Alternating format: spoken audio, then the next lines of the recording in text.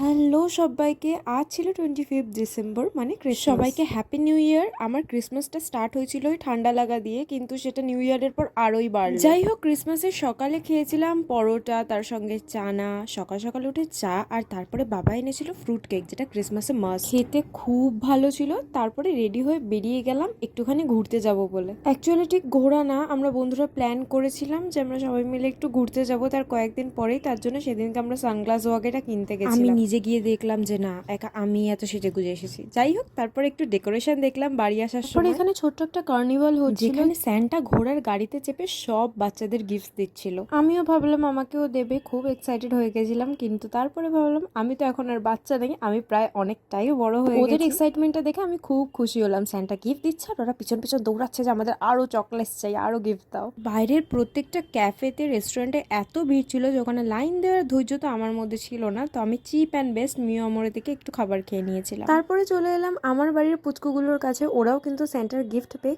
খুব হ্যাপি। রাতের ডিনারে ছিল গরম গরম বিরিয়ানি, তার সঙ্গে সালাড। আসলে সেদিন দুপুরবেলা তাড়াহুড়োর চোটে আমার তেমন কিছুই খাওয়া হয়নি, তাই আমি রাত্রির বেলা বাড়িতে এসে তৃপ্তি করে বিরিয়ানি খেয়েছি। আজকের ব্লগ এতটুকুই। সবাই নতুন বছর খুব ভালো কাটিয়ে